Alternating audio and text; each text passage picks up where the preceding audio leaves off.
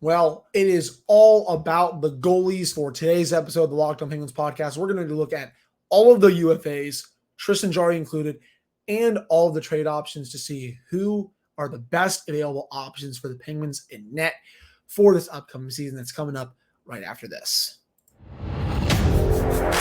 You're Locked On Penguins, your daily podcast on the Pittsburgh Penguins, part of the Locked On Podcast Network. Your team every day.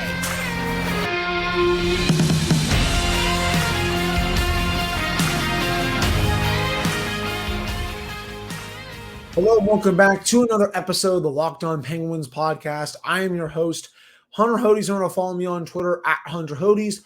Follow the show's Twitter at LORSO Penguins. And of course, thank you all so much for making this your first listen today. We are free and available on all platforms. Today's episode is also brought to you by Bird Dogs. You can go to birddogs.com/LockedOnNHL, and when you enter promo code LockedOnNHL, they'll throw in a free custom Bird Dogs Yeti style tumbler with every order. So let's get right into it. Look at the top free agents for this year's goalie class, and there is going to be quite a lot of movement with the goalies. And of course, we'll start with the one and only Tristan Jarry, who is expected to be a UFA, 9-10 save percentage this season, below average and goals saved above expected. The biggest thing, of course, with him, he can't stay healthy, at least for the last couple of seasons.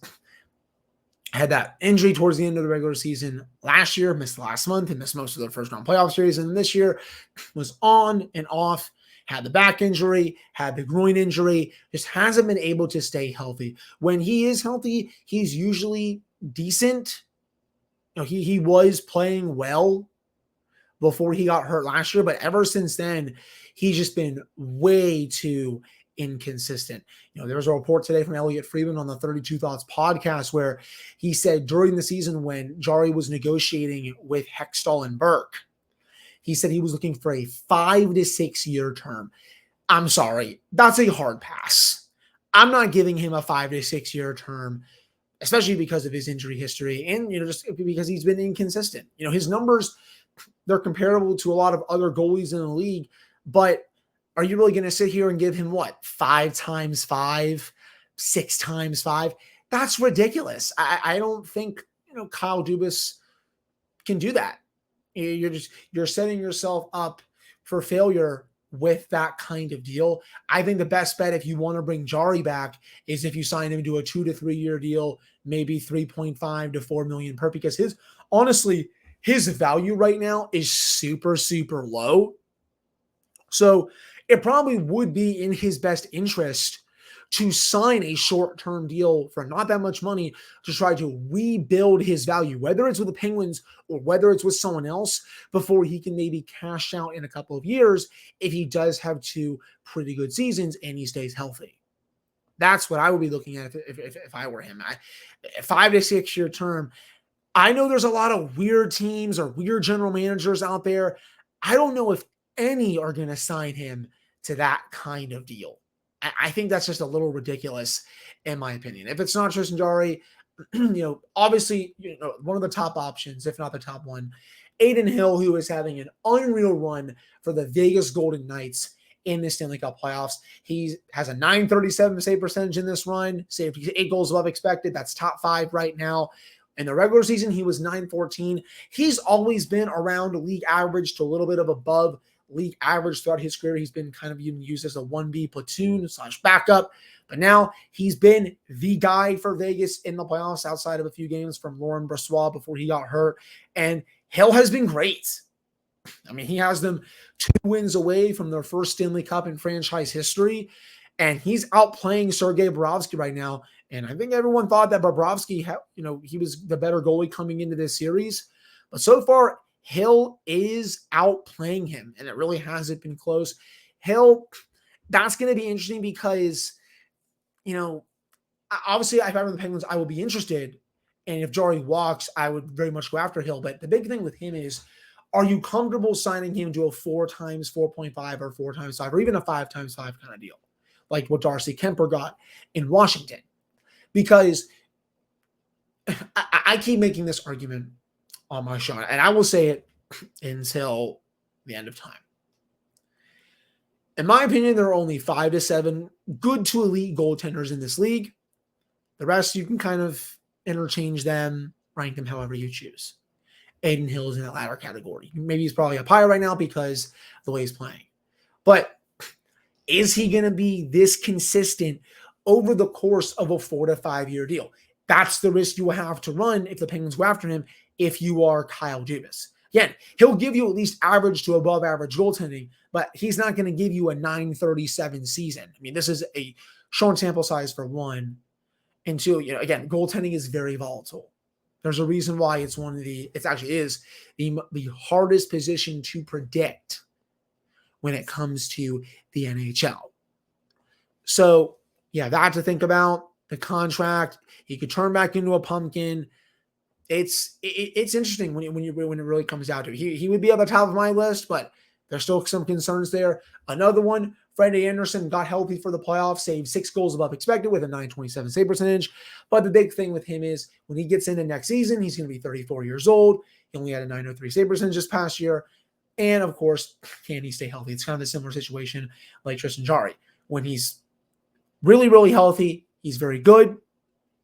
And you saw that in the playoffs. But can you rely on him to stay that way throughout the course of a season? Because he's had this problem throughout his career, even not this season, but the last season before this. He was playing at a Vezina caliber level, gets hurt at the end of the regular season. The Hurricanes have to rely on Antti Raanta and Kochetkov in their run to the second round before they lost to the Rangers in 7 games.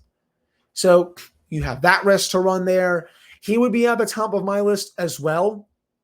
But again, another big concern there with the injuries and only being 903 and, of course, his age. I think he would come cheap. I don't think he's going to sign a massive 5 deal. I think you get him for 2 years, maybe $3 million, something like that. I don't think he's going to cost you too much money. He's also an option. Another player on my big board, you have Jonathan Quick. Hasn't really played much this season. He's a bit older, but I think he would sign for cheap, maybe a 1 to 2 year deal for a couple million. Was only $882 this season. Not good enough. He's a bit older. He'd probably be on the lower end of my, want category. Semyon Varlamov, same thing, a bit older. What is he, 35, 36 now? .898 save percentage for the Islanders this past season behind Ilya Sorokin. I don't think they're going to bring him back because Sorokin is the guy. I think they're going to want to go with a cheaper backup for him. And also they are going to have to pay Sorokin. Probably, potentially this offseason, that's going to be a massive number. I think Varlamov could be a decent 1B in this system if you get another goalie to pair with him. I just don't think it would work with Tristan, just because I don't think he had a good year. And I think if you could sign a cheaper or a younger goalie, I should say, to pair with Varlamov, that would make more sense. Other options out there, Anton Khudobin, Jonathan Bernier, they didn't really pay much this season. You got James Reimer, Lauren Brossoit, Martin Jones, Antti Raanta. Of that group, I would say Antti Raanta is the more intriguing / fascinating option. He played a little over 30 games for the Hurricanes this season. He's good, in a jiffy. He can give you 30, 35 games, average goaltending. He played pretty well against the Islanders in the first round before Freddie Anderson took over, and then he led them to the conference final. I think he can give you decent 1B production for the Penguins. If they do decide to bring back Jarry, I think Raanta as a backup behind him would make sense. You can send DeSmith to another team. Because, if Jarry does get hurt, you can rely on Raanta for a stretch. And he's a good enough goalie where he can still use some games at times, or at least give you a chance to win games. Whereas Casey DeSmith, a lot of times this season, he was not able to do that, which was one of the main reasons why the Penguins did not make the playoffs. So he's an option. Outside of those, though, there's not really too many other UFAs. Jeremy Swayman is a dream RFA option, but the Penguins, they don't have their own pick to offer sheet him for next year. They traded that pick away. Their pick they have is a pick they got in return for the Teddy Bluger trade. They can't give away that pick because it was not their pick to begin with. So they would have to, so they can't really use that. They would have to offer sheet Swayman in a different money category for picks they do have. You see, I hope that all of you follow that one. Obviously, that's a dream, but I think it's probably less and less likely right now. In terms of the free agent options, I mean, Jarry's right up there if that's only what you're looking at, but I don't think Kyle Dubas is going to only look at that. If he does, though, let's just play this hypothetical. It's Jarry, Aiden Hill, and Frederik Andersen up at the top for me, with Antti Ranta a little bit below him. If you can't come to agreement with Jarry, then your next best option is Aiden Hill and then Freddie Andersen. This might be a little bit of a hot take. I might be prepared for some backlash in the comments. I understand. I might be more inclined to go after Freddie Andersen than Aiden Hill. And yes, I know injuries, it's a bit older, 903 save percentage in the regular season, but I was very impressed with him during the playoffs. He was fully healthy. If he can carry that over to the regular season, I would be very intrigued about signing him to a 1 to 2 year deal, kind of like a prove it deal. He has the prior history with Kyle Dubas, so I can see it with that. And, I'm also saying this in the case that Hill prices himself out of Pittsburgh and if Jarry continues to want the big term for his contract. But I don't think Freddie Andersen is that much of a throwaway as some people think he is. That's what I'll say on that.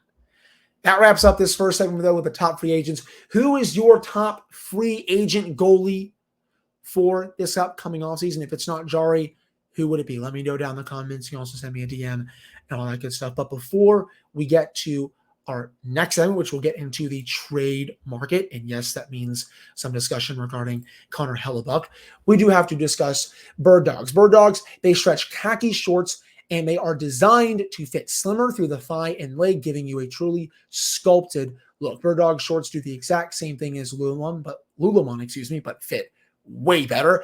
They also fit way better than regular shorts that are made of a stiff, restricting cotton. And they fix this issue by inventing cloud knit fabric that looks just like khaki, but stretches so you get a way slimmer fit without having to sacrifice movement. They also use anti-stink sweat wicking fabric that keeps you cool and dry all day long. And of course, your shorts don't stink. I absolutely love wearing Bird Dogs. You can wear them multiple times a week. They don't stink. They are very, very comfortable to wear around the house, out in public, out in your backyard, wherever you want to go, you can wear them. And you can go to birddogs.com/LockedOnNHL right now, and you can enter the promo code LockedOnNHL for a free Yeti style tumbler with your order. That's birddogs.com/LockedOnNHL for a free Yeti style tumbler. You won't want to take your Bird Dogs off. We will promise you that. All right, I'm back here in this episode of the Locked On Penguins podcast. I am your host, Hunter Hodes. Remember to follow me on Twitter at Hunter Hodes. Follow the show's Twitter at @Penguins. And of course, thank you all so much for making this your first listen today. We are free and available on all platforms. So let's get into the trade discussion when it comes to goalies surrounding the NHL. And again, this is going to be a very, very busy offseason for goalies. I think you're going to see quite a bit of movement. Number one on my list, Connor Hellebuyck, baby. 1 year left, making $6 million per. This would be a big splash if Kyle Dubas was to call Winnipeg and see if you can pry him out. Almost 31 goals saved above expected this season, .920 save percentage, one of the 5 best goalies in the league. Obviously, he doesn't have an extension past the season, but if you are the Penguins, I don't think that matters right now. If you are Dubas and company, you want to win right now. Not 2 years down the line, not 3 years down the line. You want to win right now. I understand he has the same AAV as Jake Guentzel, who is also a UFA after the season, but Hellebuyck puts you back into the playoff picture. He's a true number one superstar goaltender who you can win with. I don't think he's going to cost as much as UC Saros would. I think you would still have to give up your first round pick, top prospect, maybe a roster player or two. And I know at times I hate putting value to a player just because sometimes that player goes for a lot less than what I thought he would. For example, Jacob Chikrin, I know it's a different position, but he went for draft picks. There was no roster players that went back. So you could see the same thing happen here, but I don't know if Kevin Cheveldayoff is that much of a fool considering how good Hellebuyck is, but he does have that 1 year left on his contract. Could that affect his value a lot? We'll have to see when it comes to that, but he is the cream of the crop, or at the cream of the crop when it comes to this position. He's been probably the only reason why the Jets are in the playoff discussion year after year after year. They had a great first half of their season this past season, but after January or February, they played like absolute crap, and he was the only reason why they got in, even why they won a game off the Vegas Golden Knights. I very much like him. I would love to obviously go out and acquire him. UC Saros, Elliot Freeman, and Jeff Merrick spoke on the 32 Thoughts podcast today, and they both said that it would take a lot to pry Saros out of there. They do think that Nashville is going to listen, but you have to actually come to Barry Trotz with an offer that he can't refuse. Saros has 2 years left, had another ridiculous season, saved over 45 goals above expected, .919 save percentage, another one of the 5 best goaltenders on the planet. Probably one of the only reasons, if not, definitely, I think the only reason why Nashville was even in consideration to make the playoffs this past season. He is also at the top of my wish list. I think that the price will be a bit more. You're probably talking multiple first-round picks, maybe multiple prospects, and a roster player. This could be maybe 4 to 5, maybe even 6 pieces going back to Nashville. That is how much I think they will value Saros. I know it's a goalie. I know the value is sometimes weird, but you're not going to fleece Barry Trotz in a trade for him. Trotz seems like he knows what he's doing as he's stepping into this role after being a coach for so many years. He's had some pretty good comments about being a GM the last couple of weeks. I don't think you're going to be able to really fleece him when it comes to this goalie, but he is still at the top of my list. Outside of that, though, Karel Vejmelka, if you can't get one of those top 2, he obviously catapults right up to the top of my list as well. This past season is in Arizona. Top 15, was 14th in goals saved above expected with 11.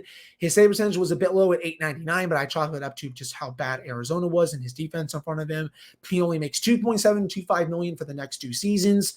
I think he is your guy if you can't get Hellebuyck or Saros on the trade market. You put him behind, this defense, especially if Dubas makes some changes in this forward group in a better situation. I think he'll be one of the best goaltenders in the league, and his save percentage will obviously go up as well. I think the cost to acquire him will be a bit lower than Hellebuyck and Saros, to the point where maybe the Penguins, some could argue that they wouldn't be able to afford Hellebuyck or Saros. I do think they will be able to afford Vejmelka here. Maybe I'm being a bit low or wishful thinking with this, but could you get him for a pick and a prospect, a pick and a player, a prospect and a player, something like that? That would be awesome. Again, has a beautiful contract. Then if you can get him and then maybe sign someone else to back him up for cheap, maybe you're only paying, 4.5 to 5 million for your goaltending for next season. That would be a really best case scenario right there.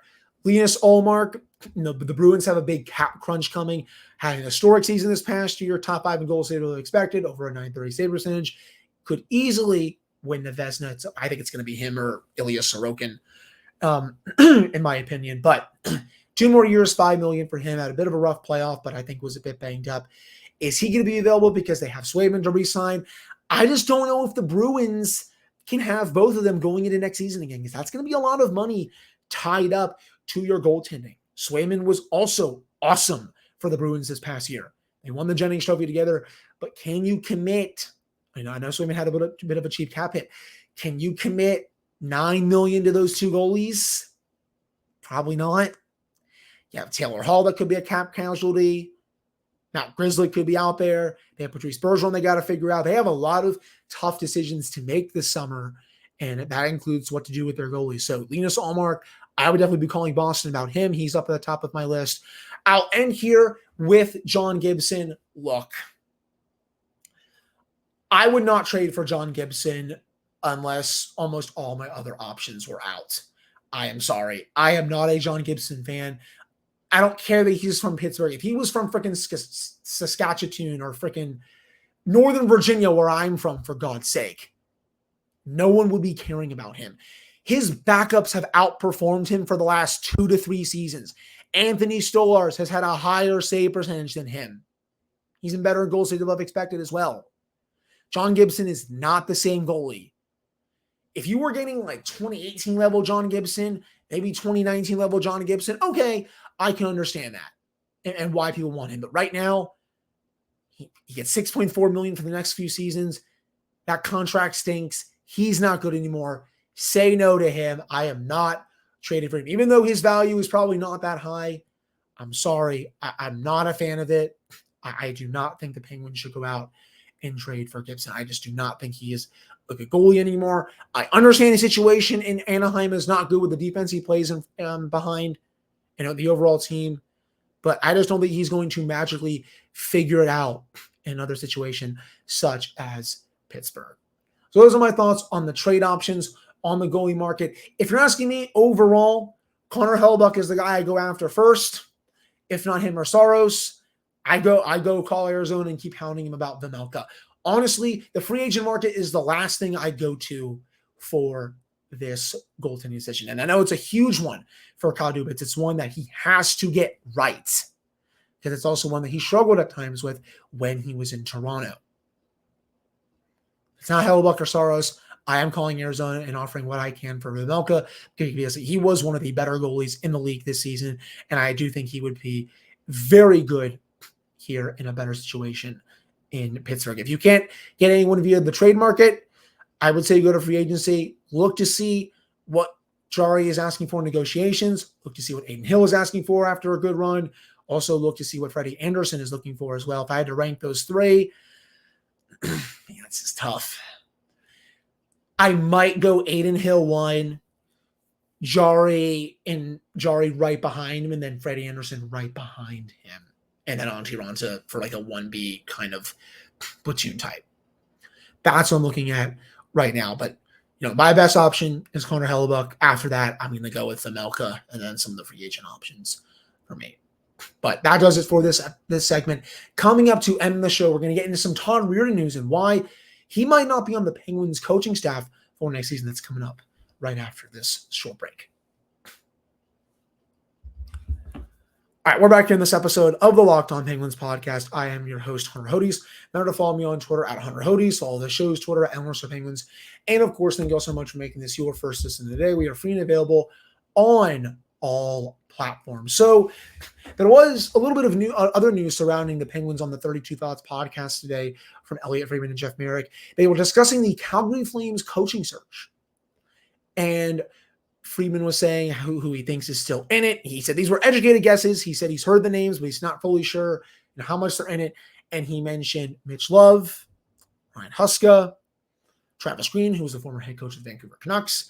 And he did mention Todd Reirden. And this is not the first time that Reirden has been in head coaching interviews. Remember, last year, he interviewed and was a finalist for the Chicago Blackhawks head coaching job before they gave it to Luke Richardson.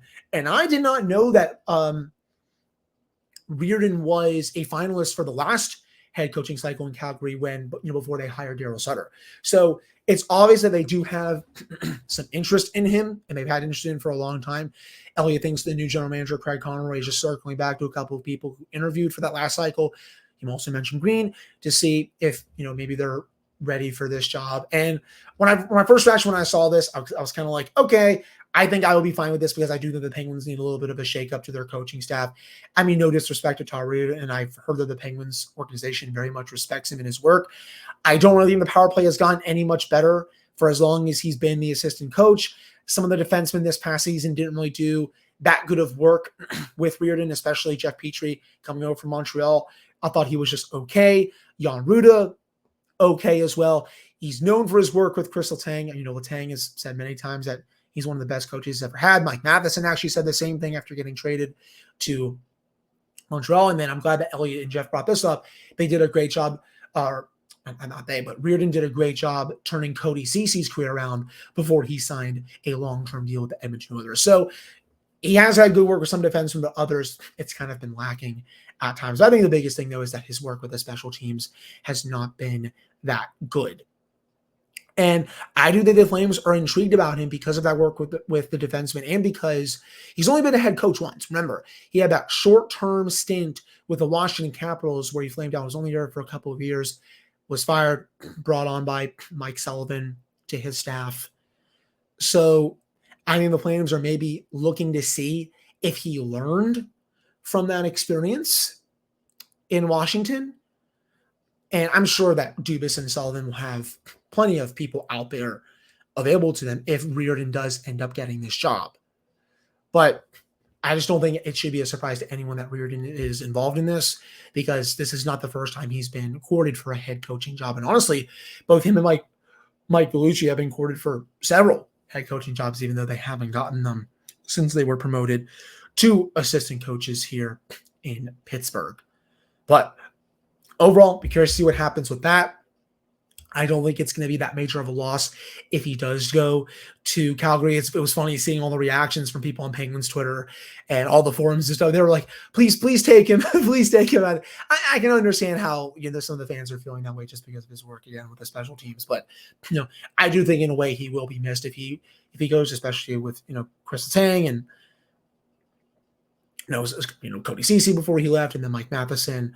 And, I thought Marcus Pettersson had a great season this past year. I think you could chalk up a little bit of that to Todd Reirden with him working with MP28. So I don't think Pettersson's going to have a massive step back if Reirden takes that job, but, it'd be something, at least, how do I want to say this? It would be something, I guess, to monitor in quotation marks, but I think he'll still be just fine. But I do think you saw quite a jump from him this year. And overall, Reirden, I think, played at least a decent part in that. But that's the latest when it comes to the Pittsburgh Penguins and their news surrounding the team. I'll have more on the team for a Thursday episode. We'll continue to dive into the free agent market, and we'll look at some of the forwards soon, some of the defensemen, give you my best options for Kyle Dubas, because, again, the Penguins have over $20 million salary cap space. As of right now, they could have upwards of $25 million if they buy out Kyle Granlund. There is no shortage of options to discuss when it comes to the free agent market for both defense and forwards. And we'll also have plenty of trade talk, silly season scenarios where the Penguins could be going after a couple players, and maybe including Pierre-Luc Dubois. Only has 1 year left on his contract. He would make a lot of sense here in a top 6 role or even a third line role for this team. So again, thank you all so much for listening / watching. Really, really appreciate it. I'll be back with another episode for you all on Thursday.